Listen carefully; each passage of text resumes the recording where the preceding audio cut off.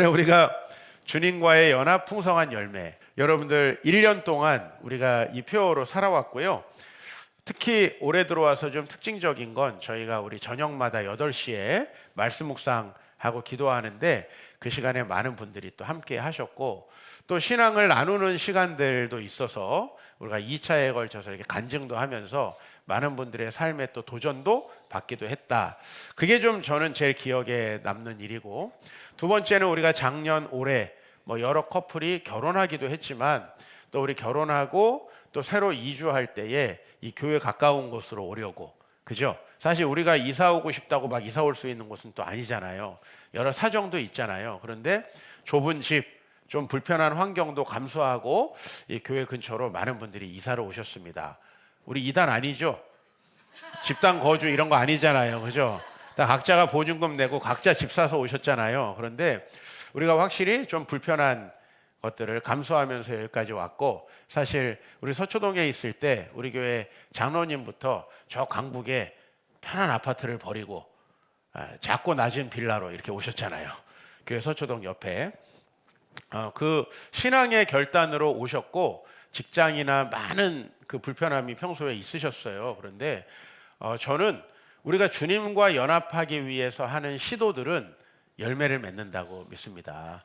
그래서 여러분들이 그냥 우연히 이사 왔는데 서초동이다, 방배동이다, 혹은 또 동작구의 사당동이다, 이것보다는 항상 우리의 삶의 어떤 지향점이 하나님과 더 가까워지고 또 주님 나라를 더 잘 섬기기 위한 것이라면은 여러분 나머지 채워주시는 거 믿으시죠? 네, 그래서 참 올해 우리가 그런 놀라운 일들을 또 경험했고, 또 저희가 생명을 주는 나무 봉사도 새로 시작했습니다. 불가피하게 한부모 가정이 생기더라고요. 그죠? 또 미혼모가 되신 분들도 계시고, 또 다문화 가정 또 많이 만들어지고 있죠. 사실 저는 다문화 가정에서 자라는 아이들 우리 교회 주일학교에도 있는데 그 사실은 마음이 많이 힘들 거예요. 그렇죠? 그 환경 또 그 문화적인 또 어려움들이 있을 거예요. 그럼에도 불구하고 용기를 내서 살아가는 분들을 위해서 저희가 또 지난 11월에 새로운 봉사를 시작했습니다. 우리 장로님 기도하신 대로 우리 교회가 성장하는 만큼 더 많은 곳을 섬기고 싶고요. 또 올해도 한 2억 가까이 되는 선교비를 저희가 지출하면서 이렇게 왔습니다. 사실 우리 교회 큰 교회도 아니고 엄청 부자가 있는 교회도 아니잖아요. 우리가 십시일반에서 참 많은 일들로 섬기셨고, 또 이제 새로운 한 해에는 더 많은 곳으로 섬기면서 나아갈 때 주님과 연합하면 풍성한 열매가 맺는구나, 주님과 연합하면 참 많은 변화가 있구나라고 하는 것들을 저희가 경험합니다. 오늘 이제 마지막 그 올해의 말씀은 히브리서 13장 말씀으로 택했는데, 사실 히브리서 전체 이야기를 좀 간단하게 해보려고 하고요. 오늘 여러분들이 읽으셨던 본문은 히브리서의 최종적인 결론입니다. 13장이 마지막 장인데, 이 히브리서라는 책은 이름이 좀 독특하죠. 신약의 편지들은 저자의 이름이 들어가 있거나 받는 사람 이름이 들어가 있어요. 그러니까 베드로전서 하면 베드로가 쓴 첫 번째 편지 이런 거고, 그 다음에 갈라디아서 하면 바울이 갈라디아에 보낸 편지, 이렇게 우리가 그 이름에서 유출을 합니다.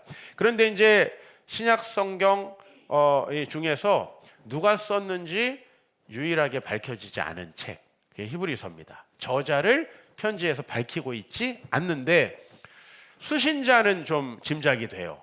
히브리서라는 이름이, 그렇죠? 히브리인, 우리가 누구를 히브로라고 하면은 그거는 이제 고대의 이스라엘 사람들을 얘기하고요. 지금 우리는 주이시라고 하잖아요, 그죠? 근데 그것은 이제 남쪽 이스라엘 전체에서 남쪽만 남아서 이어진 어떤 그 나라, 그 나라를 저희가 이제 유다라고 하기 때문에 거기서 주이시라는 이름이 나왔습니다. 그러니까 이제 히브리서라고 하는 말씀은 구약에 정통하고, 쉽게 말하면 우리는 옛날 신앙생활이 그 뭐에 익숙합니까?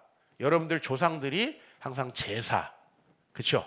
그 다음에 백일 정성, 그죠? 그 다음에 굿, 이런 거. 저희 가정도 저희 한 할아버지 대 또 우리 아버지 대와 지금 사실은 우리 대까지도 아직도 절에서 이름을 받아갖고 오셔가지고 이름을 짓는 가정이 있어요. 그러니까 우리는 좀 샤머니즘적 뿌리를 우리 이 종교적 기원으로 두고 있죠. 이 히브리인들은 구약의 그 제사들을 좀 그 신앙의 뿌리로 두고 있는 그런 사람들이었어요. 그런데 이들이 이제 예수님을 믿었어요. 그리고 여러 어려움에 처하게 되는데 오늘 이 히브리서의 수신자들이 어떤 상황에 처해져 있는지 한 구절만 좀 같이 읽어보면은 히브리서 10장 32절 33절이에요. 같이 한번 봉독해 볼게요. 전날에 너희가 빛을 받은 후에 고난의 큰 싸움을 견디어낸 것을 생각하라. 혹은 비방과 환난으로서 사람에게 구경거리가 되고 혹은 이런 형편에 있는 자들과 사귀는 자가 되었으니. 그러니까 지금 이 유대인이면서 구약의 전통에 익숙해 있지만 예수님을 믿게 된 이 신앙인들이 예수님을 믿고 새로운 빛을 본 거죠. 아, 정말 이런 게 진짜 참 신앙이구나. 이런 게 정말 하나님께서 보내신 메시아 하나님께서 우리 구약의 모든 말씀들을 성취하시고 우리에게 주신 소망이구나. 뭐 이런 것들을 굉장히 느꼈어요. 체험했어요. 그런데 이분들이 그 시대적 상황에 따라 또 어려움을 겪어요. 지금 우리나라 그리스도인들은 어려움 겪어요? 안 겪어요? 겪죠. 사실은 어려움이 없을 때가 있습니까? 신앙에 저희 아버지 때도 어려움을 겪었고 뭐 저희 할아버지 때나 그 이전엔 더 큰 어려움을 겪었고 우리나라도 아주 머지않은 과거의 일제시대 같은 때에는 예수님 믿다 순교하신 분들도 굉장히 많습니다. 그렇죠? 그러니까 그런 어려움들이 어느 때나 있는데요. 오늘도 역시 이 히브리서 저자들은 빛을 받은 후에 큰 고난을 견딘 기억도 있고요. 그 다음에 비방과 환난으로 사람들에게 손가락질 받기도 했다라는 거예요. 즉 이들이 신앙적 어려움을 겪었다는 겁니다. 그러면 여러분, 신앙의 어려움을 받은 사람들은 본능적으로 어떻게 하게 돼 있냐면 자기를 지키려고 하고 있어요. 그리고 그 신앙이 좀 퇴보하게 되어 있어요. 그래서 지금 그 퇴보한 신앙인들에게 오늘 이 말씀이 전해지고 있는 거예요. 자, 근데 이 말씀은 어떤 방식이냐면 10장까지가 전부 다 구약에 이런 내용이 나오는데 그 구약의 모든 내용을 성취하신 분은 예수님이고 구약에 이런 제사와 이런 예배의 형식이 나오는데 그것을 다 이루신 분이 예수님이다라고 하는 거죠. 예를 들면 구약의 이스라엘 백성들이 하나님 앞에 예배 어떤 방식으로 드렸나요? 제사의 방식으로 드렸어요. 그러니까 사실은 구약도 하나님께 그 고대인들이 드리던 제사의 방식을 본따서 처음에 예배를 드리기 시작했다. 즉 어떤 희생 제물을 잡는 방식으로 예배를 드렸는데 하나님께서 궁극적으로 이제 우리에게 주시려는 신앙은 뭐예요?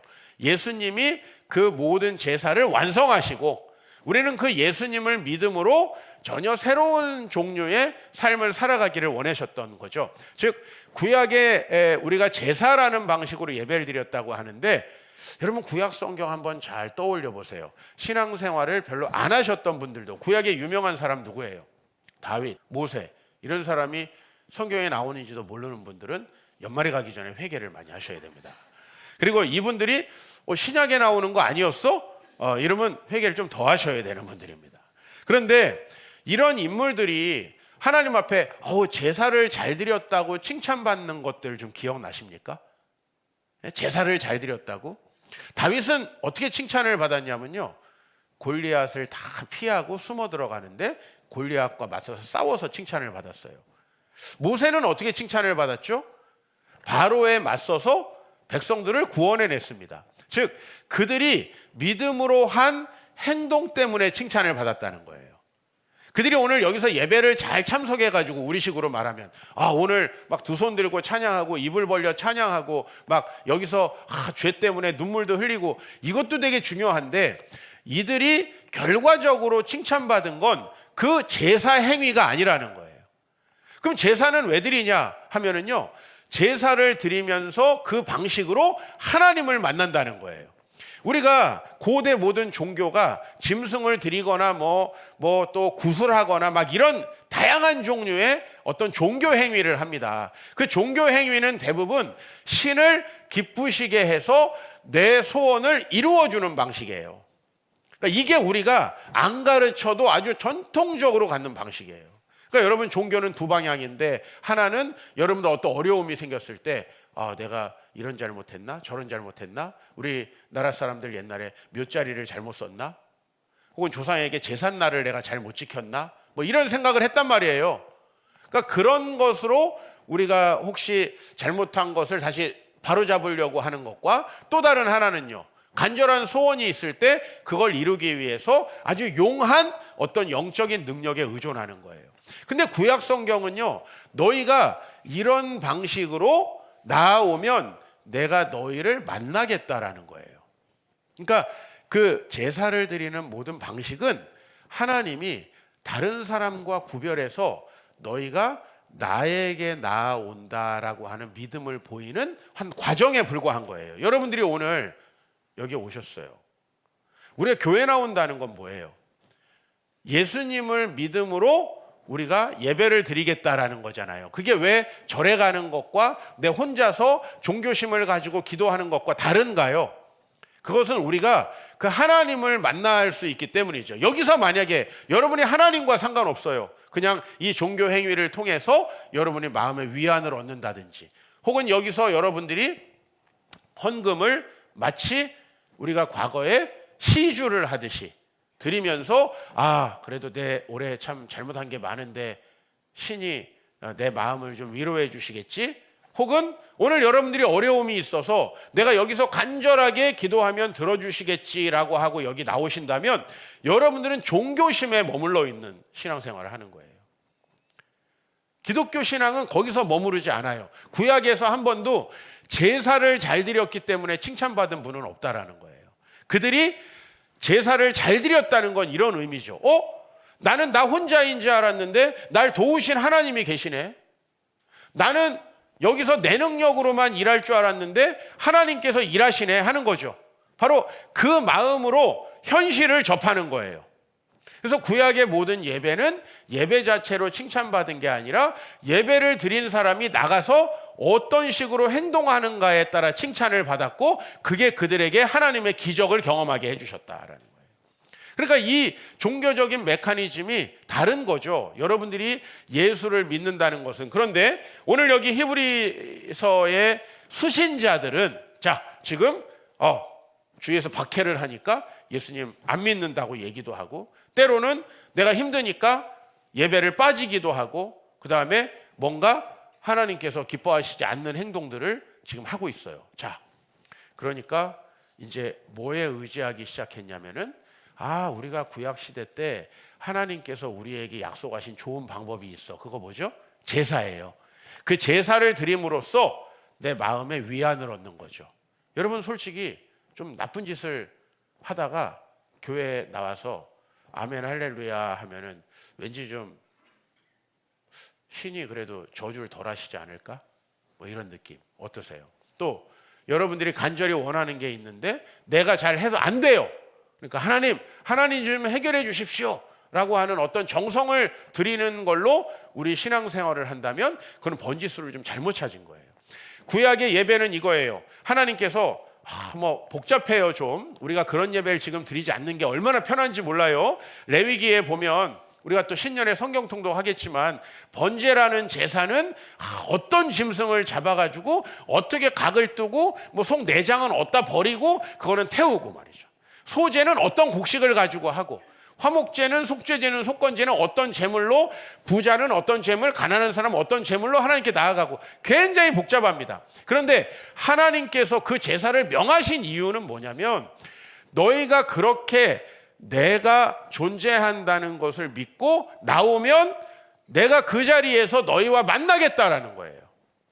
하나님과의 만남, 교제, 그것을 위해서 제사한 거예요. 그런데 오늘 여기 히브리서 저자들은요, 내가 잘못한 것에 대한 위로, 그 다음에 내가 간절히 이루고자 하는 일들에 대한 간청을 하기 위해서 예배를 드렸다는 거예요.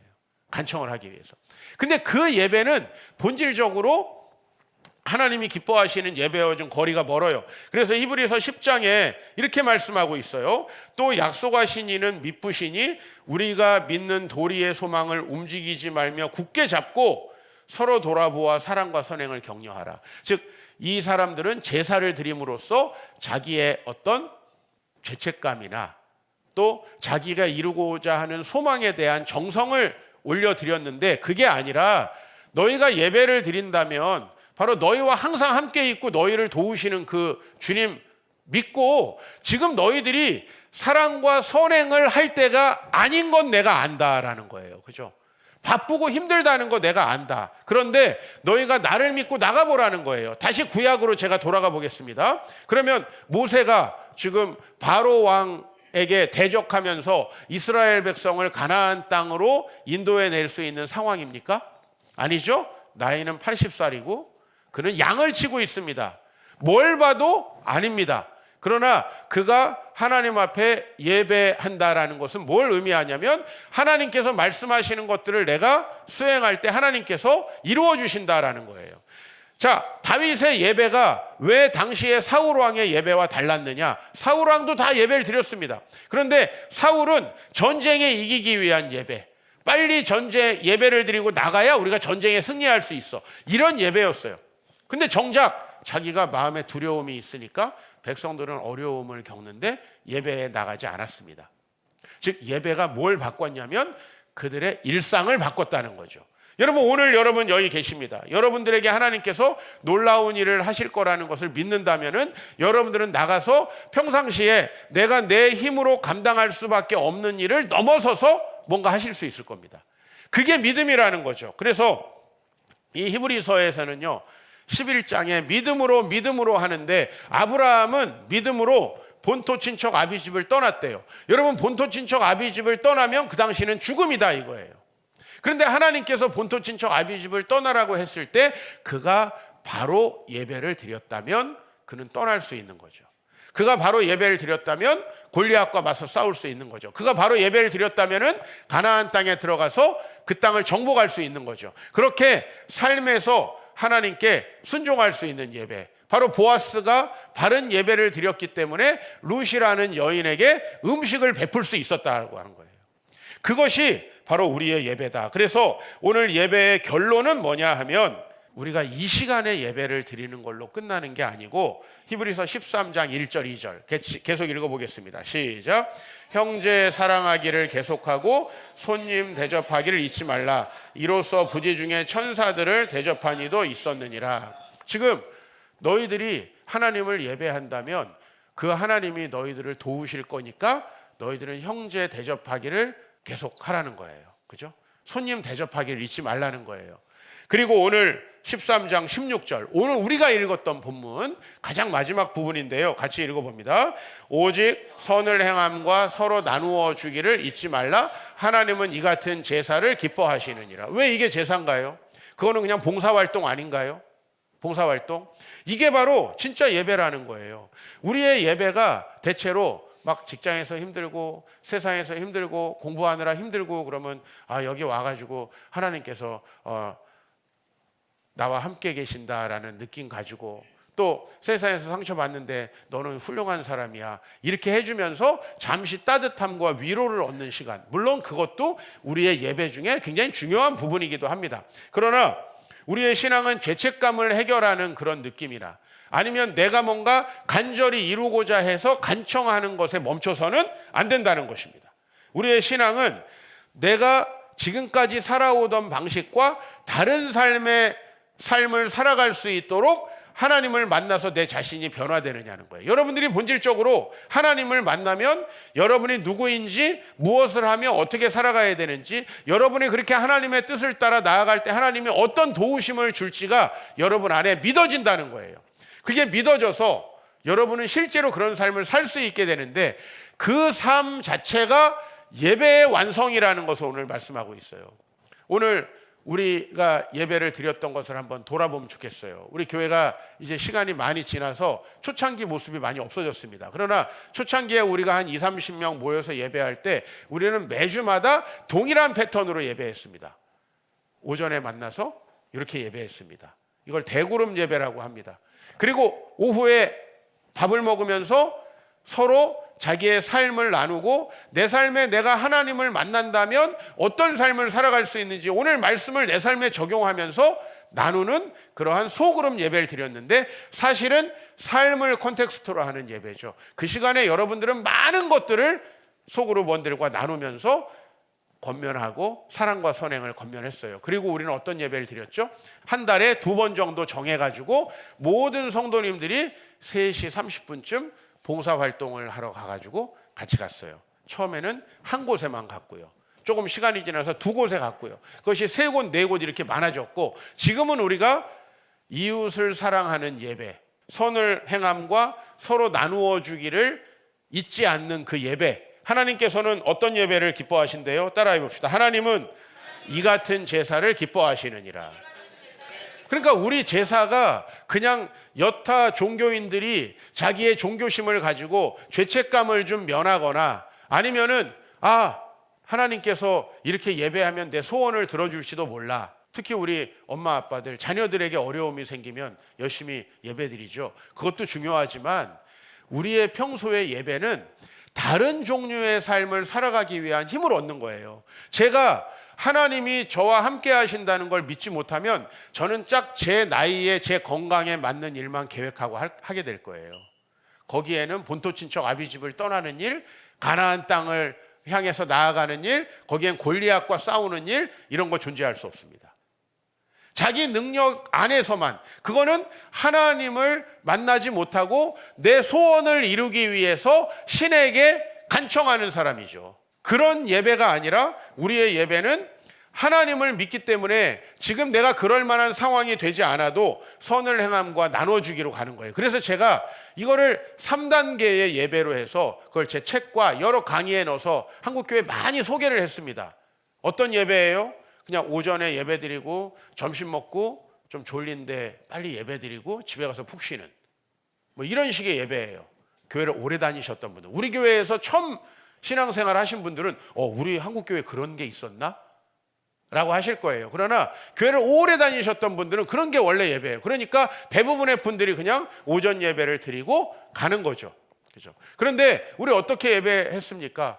하나님의 말씀을 통해서, 찬양을 통해서, 기도를 통해서 하나님을 만나는 다소 종교적인 예배를 처음에 드립니다. 그러나 이 예배가 끝이 아니고 우리가 그 말씀을 붙잡고 어떠한 삶을 살아가야 하는지에 대해서 고민하는 소그룹 예배를 드렸고, 그 다음에 실제로 우리 이웃들을 우리가 돌아봐야 되는데, 물론 우리 교회 안에도 주일학교 학생도 있고 새가족도 있고 나보다 형편이 좋지 않은 분들도 계십니다. 물론 그분들도 도와야죠. 그러나 본질적으로 정말 이 세상으로 나아가면 얼마나 많은 분들이 계세요. 그분을 돕는 그 예배를 우리가 드리기로 힘썼다는 것입니다. 왜 그러면 제가 이 신앙을 여러분에게 강조할까요? 지난주에 하나님 나라 제자훈련 23기 제2권 복음적 삶의 기초의 2과 신앙과 삶의 일치라는 과목을 했습니다.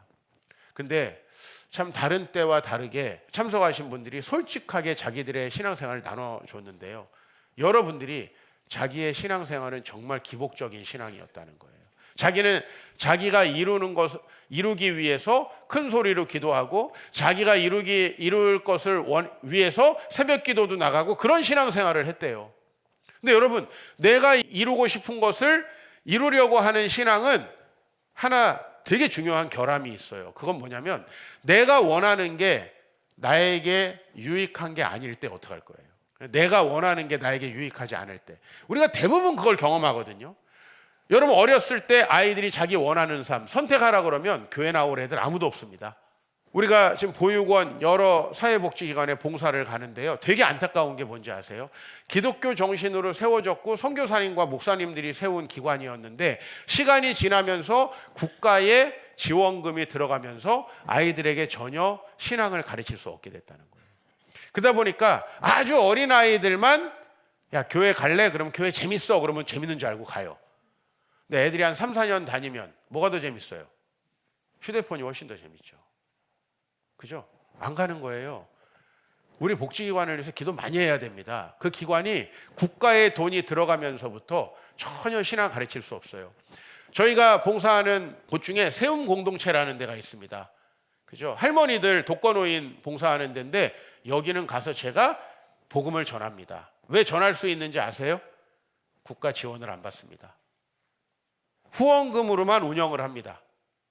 그래서 저희가 더 열심히 돕기를 원합니다. 왜냐하면 그분들한테는 그 할머니들에게 결국은 복음을 전하고 천국 소망을 심어줘야 되는데 그분은 국가에서 딱 그분을 위해서 식비를 받고 직원들의 월급을 받는 순간 말씀 전할 수 없는 곳이 되는 거죠. 지금 이렇게 되어가고 있습니다. 우리가 정말 그들을 돕고 나누어야 하면서 또한 기도해야 되는 이유죠. 그들이 정말 하나님을 만나야 되지 않겠습니까? 그래서 저는 여러분들 우리가 이제 대그룹, 소그룹 이렇게 이웃 봉사를 하다 보니까 이런 고백들도 있습니다. 지난주에 한 청년이 우리가 지난주 설교가 감옥의 중보자였잖아요. 감옥에서도 어떻게 다른 사람을 돕고 섬길 수 있는가 하면서 나는 과연 어렵고 힘들 때 다른 사람들을 도울 수 있는가? 아니, 제가 경험한 바로는요. 어렵고 힘들 때 다른 사람을 섬기면 어렵고 힘든 일이 금방 지나갑니다. 그게 제가 경험했던 거거든요. 이 청년이 이렇게 얘기를 했어요. 과거에 자기가 신앙이 없을 땐 미래에 대한 고민으로 너무 자기의 마음속에 가득 차 있어가지고 무슨 다른 사람을 돕고 섬긴다? 공감도 전혀 안 될 뿐더러 하고 싶은 생각이 전혀 없었다는 거예요.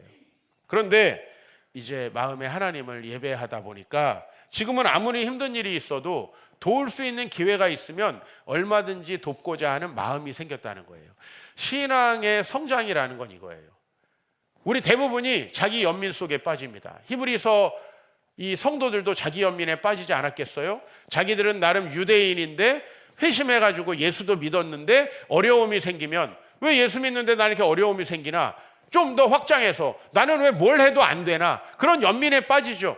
자기 연민에 빠져 있는 분들 다른 사람 도울 수 있습니까?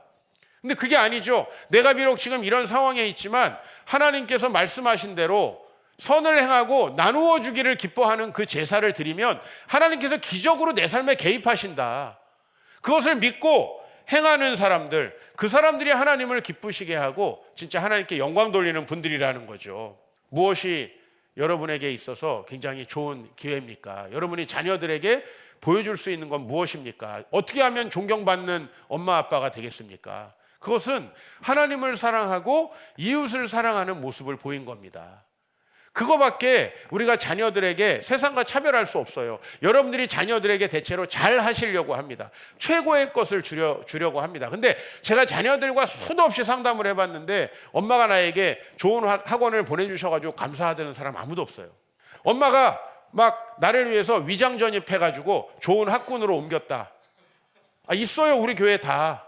그리고 학군지 옮기려고 무리하게 이사했다. 그거 가지고 감사하는 사람 아무도 없어요, 여러분. 내가 원하지도 않았는데 밀어붙여가지고 너무 힘들었다. 이런 얘기만 하는 거예요. 실제로 그렇습니다. 여러분, 우리가 자녀들에게 원하는 건 사실 자녀가 원하는 게 아니죠. 누가 원하는 거죠? 내가 원하는 거잖아요. 내가 원하는 게 자녀들에게 좋은 게 아니더라는 겁니다. 그래서 저는 우리 아이들에게 정말 스스로 공부하기를 많이 강조하고 또 본인들이 진짜 원하면 학원도 보내줬습니다. 그런데 제가 아이들과 함께 했던 거는 많은 시간 어려운 사람들 봉사할 때 아이들 데려가는 거. 애들이 가서 봉사하느냐? 너 인마 봉사해야지. 막 걸레 잡어. 좀 그런 적 없어요. 그냥 그 분위기에서 노는 거예요.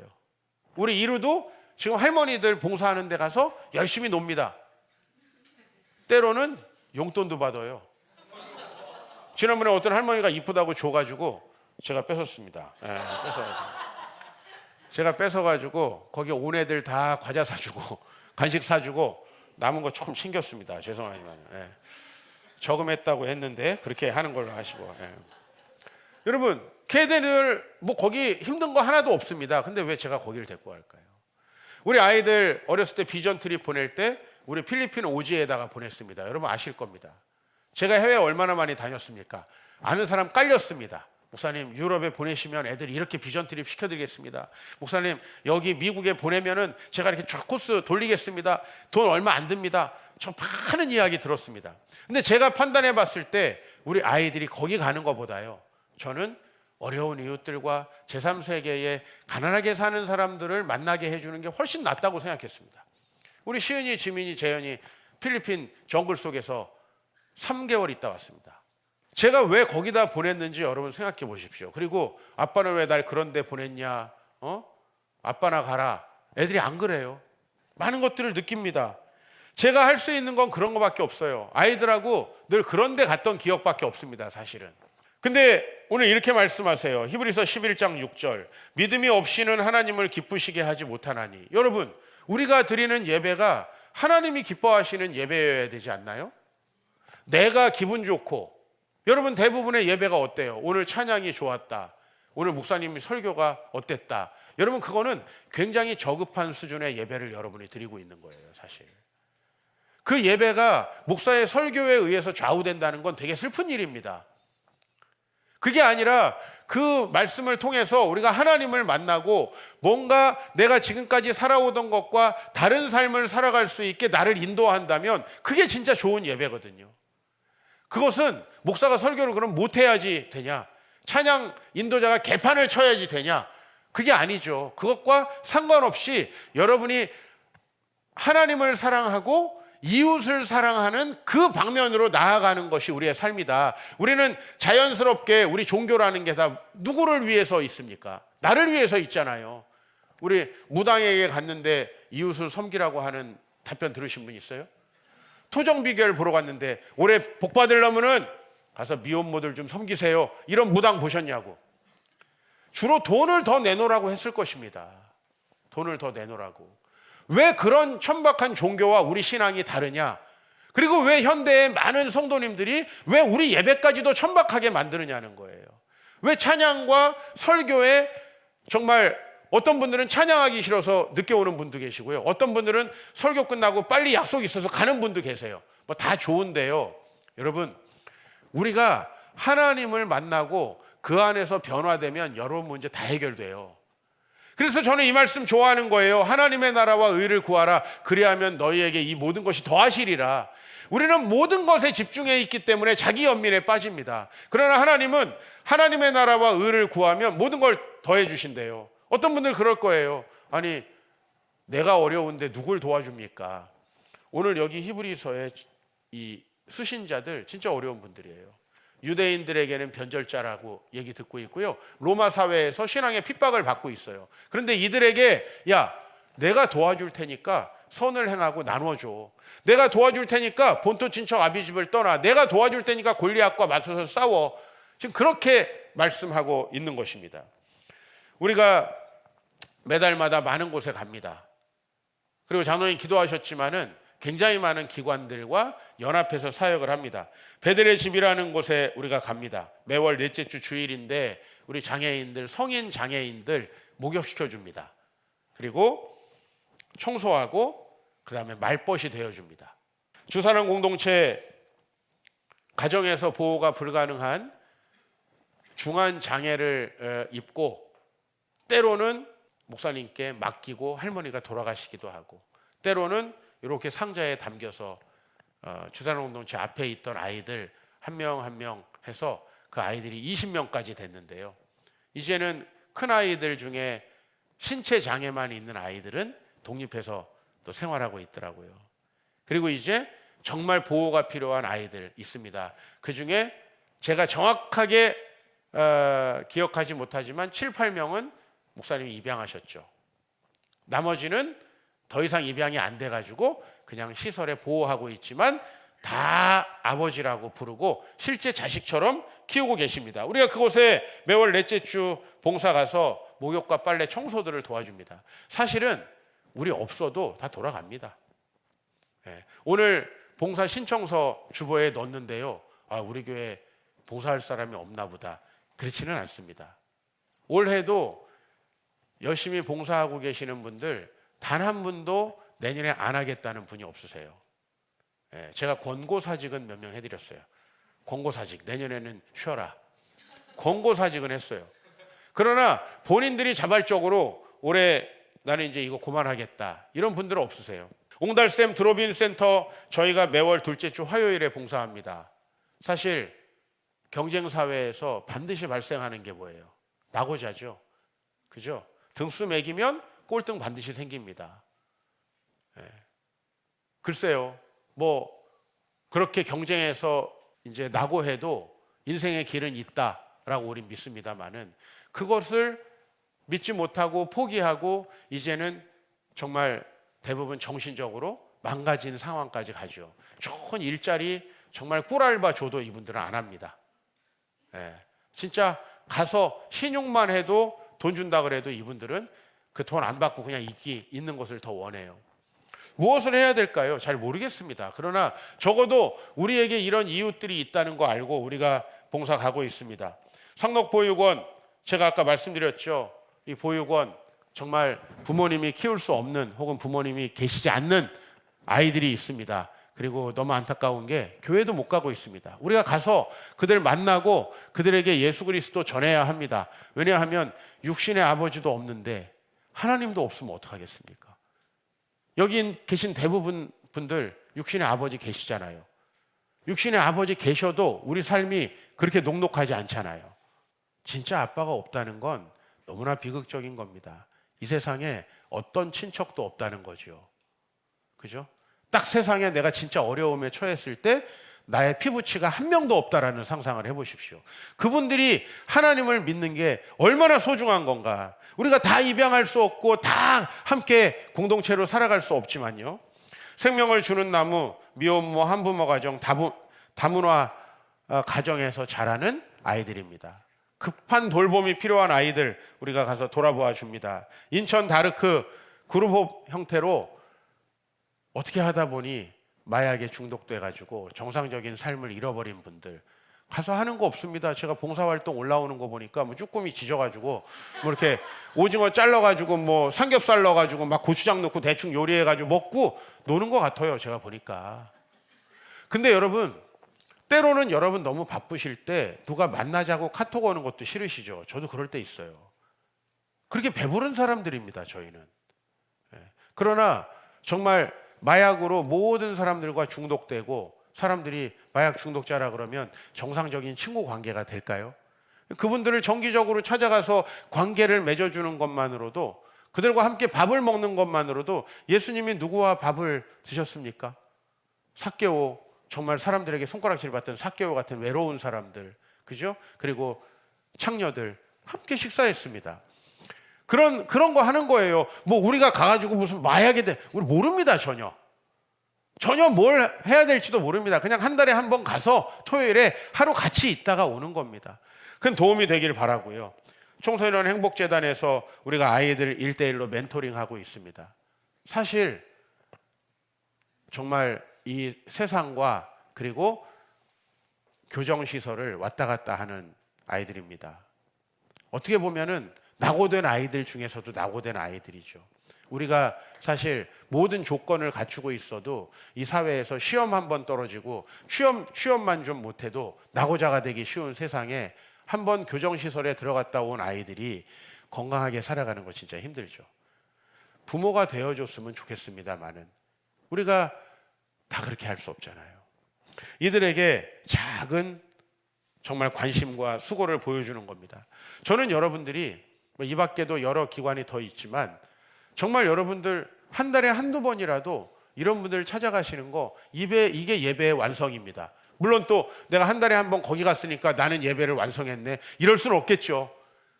우리의 삶 자체가 하나님을 거부하고 내 이기심으로 살아가는 것, 그게 이 세상 모든 문제의 원인이잖아요. 근데 성경 말씀은 하나님 사랑, 이웃 사랑 하면은 우리 사랑받는 것까지도 다 해결해 주신다는 거예요. 획기적인 변화가 일어납니다. 여러분들이 다른 사람 돕는 걸 시작해 보십시오. 어렸을 때부터 그런 교육을 받으신 분들은 좀 그렇지만 본인도 혼자서 너무너무 힘들게 살아오신 분들은 또 자괴감이 있을 겁니다. 내가 무슨 남에게 도움을 주는가. 여러분, 우리가 누군가에게 도움을 주는 거는 마음 자세입니다. 내가 뭔가 우월하고 뛰어나서 도움을 줄 수 있는 게 아니고요, 그냥 함께 하고 싶은 마음으로. 근데 그것이 하나님이 기뻐하시는 제사라는 거예요. 제가 오늘 마지막 예배로 이 말씀을 꼭 드리고 싶은 것은, 여러분, 우리가 이 예배가 은혜롭고 좋은 것도 참 좋을 것 같아요. 근데 저는 종종 목사님 설교 너무 좋아요 하는 분들은 대부분 교회를 떠나시더라고요. 왜냐면요, 그건 우리 진짜 예배가 아니에요. 예, 좀 있으면 질려요. 아무리 좋은 음식도 질리듯이 설교 좋아도 질려요. 원래 안 좋았을 수도 있고. 근데 여러분, 그게 우리 신앙의 본질이어서는 안 된다는 거예요. 우리 신앙은 예배를 통해서 하나님을 만나는 거예요. 우린 다 손가락에 불과해요. 목사도 손가락에 불과해요. 이 설교는 손가락에 불과해요. 이 설교가 뭘 가르치고 있습니까? 하나님을 가르치고 있습니다. 그 하나님을 가리키고 있을 때 손가락을 봐야 됩니까? 하나님을 봐야 됩니까? 그 하나님을 만나면 여러분 담대해집니다. 용감해집니다. 우리가 하나님과 이웃을 사랑하는 삶으로 전환이 될 수 있죠. 그 삶을 살아갈 때에 하나님께서 저와 여러분들의 모든 문제를 해결해 주신다는 겁니다. 여러분, 이걸 믿으셔야 된다는 거예요. 여기 와가지고 좀 마음의 위로를 얻고 싶었는데 오늘 또 목사님은 위로하지 않고 봉사하라고 하시네. 아유, 이놈의 교회 왜 이렇게 봉사를 강조해? 전 봉사를 강조하는 게 아닙니다.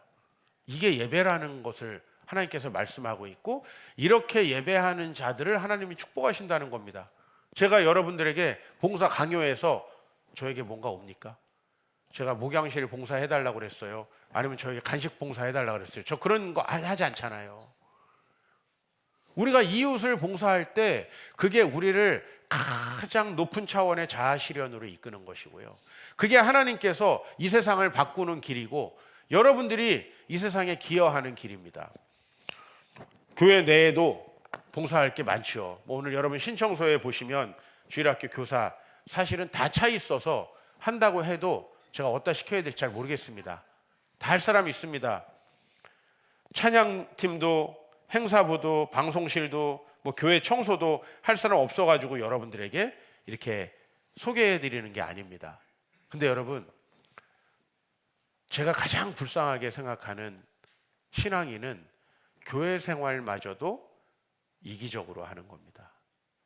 여러분, 우리가 이기적이어서 인생이 망하는데 교회 생활까지도 이기적으로 한다는 건 정말 엄청난 저주에 가깝습니다.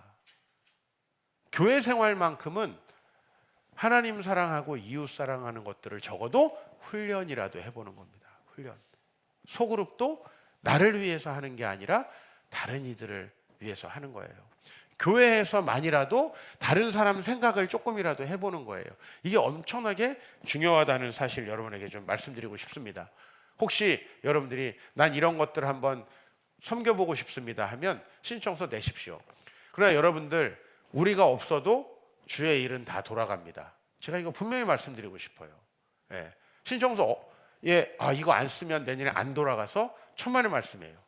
다 있습니다. 그러나 우리가 하나님 앞에 진정한 예배를 훈련해 나가지 않는다면 글쎄요, 우리 52주 예배 이거 큰 의미가 없을 수도 있다라는 두려운 마음이 듭니다. 여러분, 다 힘드실 거예요. 어려우실 거예요. 저도 올해 유독 힘들었고, 지금 11월 중순쯤부터 왔던 감기가 저를 너무 사랑해요. 떠나지 않고 가려고 하다가 다시 사귀자 그러고 다시 사귀자 그래요. 지금 한 달 반째 저도 상당히 체력적으로 부치는 하루하루를 보내고 있어요. 그래서 제가 월요일에 우리 라엘이 춘천에서 보고 왔는데 몇 주가 지난 것 같은 느낌이 들어요. 사실 매일매일 하루하루가 버겁기도 합니다. 그런데 왜 저는 여전히 2025년을 또 소망할 수 있냐면 제가 젊어지기 때문은 아니겠죠. 1년 늙어지는 거고요. 사실 제 삶의 기회도 줄어드는 거죠. 근데 제가 왜 또 소망을 가지고 맞이하려고 하는가 하면 내가 만난 하나님께서 분명히 저를 도와주실 거라고 믿습니다.